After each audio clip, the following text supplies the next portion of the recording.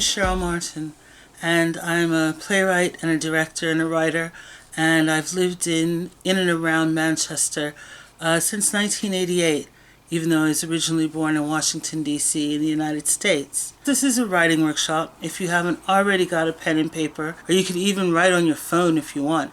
I've written a lot of poems on my own phone. There will be some writing things that we're going to do very shortly. But first, just in case you don't know much about them, who were the suffragists? It's not the suffragettes. Suffrage is the right to vote. Until 1918, women in the United Kingdom didn't have the right to vote at all. And for about 60, 70 years, they were agitating, trying to get the right to vote. They started off with peaceful means, sort of peaceful protests. And the women who protested peacefully and believed in trying to get votes for women through peaceful means, those were called suffragists. When their peaceful means didn't work, there was another group that broke off, and they became called the suffragettes. Now, more people know about the suffragettes because basically they got a lot more publicity at the time, because they did things like go on hunger strike, broke windows. They sort of felt that we should get the right to vote by any means necessary. And one of their big leaders was called Emmeline Pankhurst, and she was from Manchester, and she and her daughters became very famous as the leaders of the suffragettes. But what we're talking about now are the women who tried to do it the peaceful way, the suffragists. Some of the suffragists, there were quite a few who were here in the Northwest. One was called Mary Elizabeth Barnes. She worked for the people of Farnworth in Lancashire, and she ended up being part of the Bolton Suffrage Society, and then she was their president from 1924. She also became part of the Farnworth Branch National Union of Women's Suffrage Society and the Secretary-President of Farnsworth and Kearsley Women's Citizens Association from 1913 onwards. So she was a Northwest part of the fight. Another person was Bertha Mason, and she was from Ashton-under-Lyne. She was born there in 1855, and she was the daughter of Hugh Mason, an Ashton mill owner, and her father was a wealthy Liberal who was MP for Ashton-under-Lyne in 1880, not 1980. She herself grew up to be a very important suffragist. In the end, by 1900, she moved to London, and her place on the Ashton Board of Guardians, where she had been, was taken by Hannah Mitchell, who was a working-class woman suffragist and also incredibly famous. So those are just a few names from our part of the world here in the Northwest of women who were suffragists, the peaceful ones. It was probably the combination of the two that ended up winning the votes for women. And as I said, 1918, votes for women over the age of 30.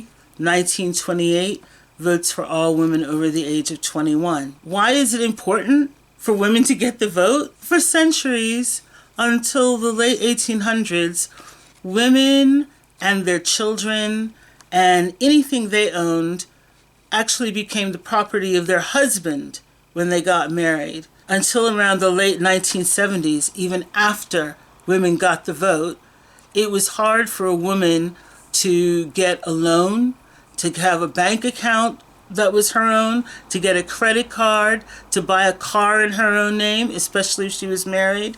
And the fight for equal pay for equal work is still going on. In 2019, on average, women in the UK were paid 83p for every pound that a man got paid.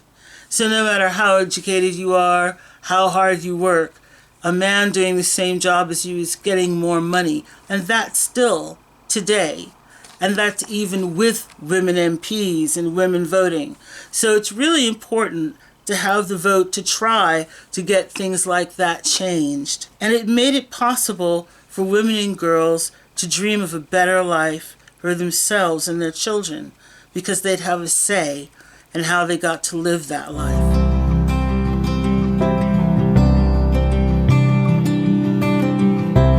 Hopes and dreams. write down at least 5 of your deepest hopes and dreams.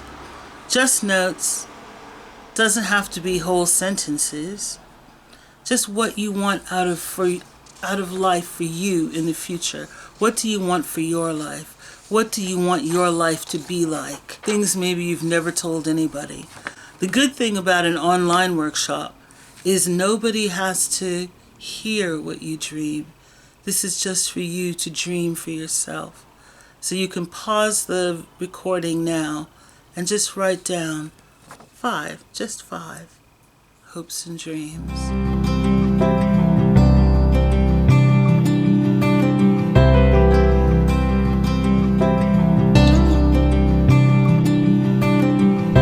And now that you've got those notes about what you hope and dream, all you have to do to turn that into a poem is write "I want" or "I dream" as the beginning of each line.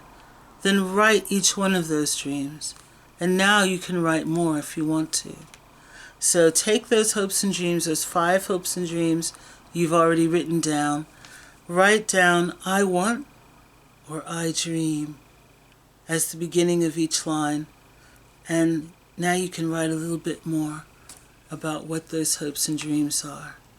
So again, you can pause this recording so that you can do a little bit more dreaming.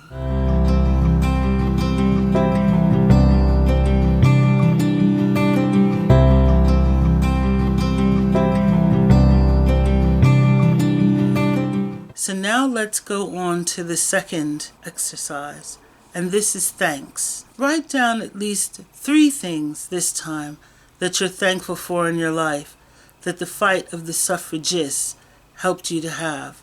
So that's 3 things that you've already got that you're thankful for, that you can imagine women fighting for your rights 100 years ago helped you to have now. So again, you can pause this recording and do that writing.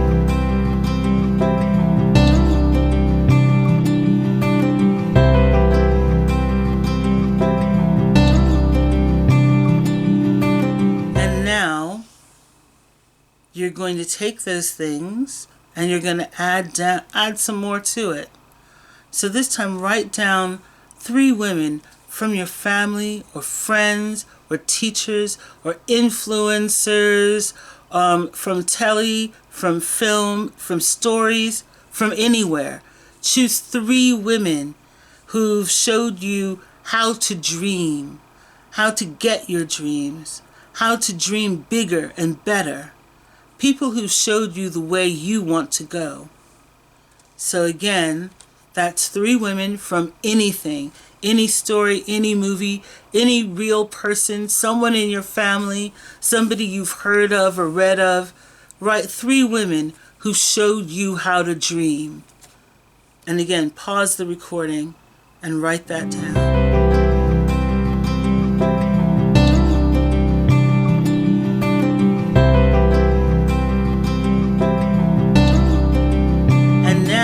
You're going to get to another writing part. This is where you turn it into a poem. And it's very easy. All you have to do is write at the beginning of each line, "I'm lucky to have," or "I'm thankful to have," and then talk about those things. We're going back to the things that you're thankful for. Remember, you wrote down 3 things you're thankful for. So just the line, "I'm lucky to have," and "I'm thankful to have." And then write more about those things that you feel that you're grateful for in your life. And you can pause the recording again while you write that down.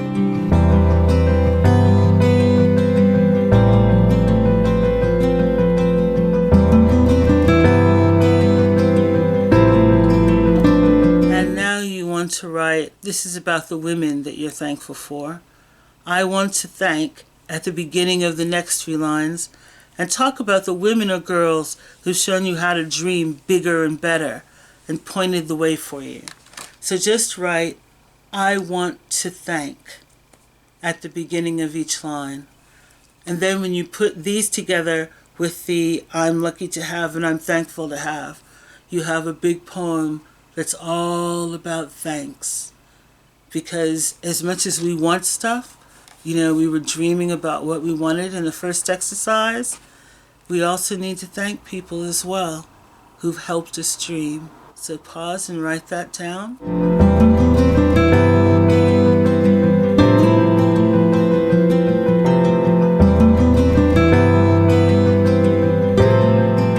So I see how easy that was. And remember the suffragists. They fought for you too.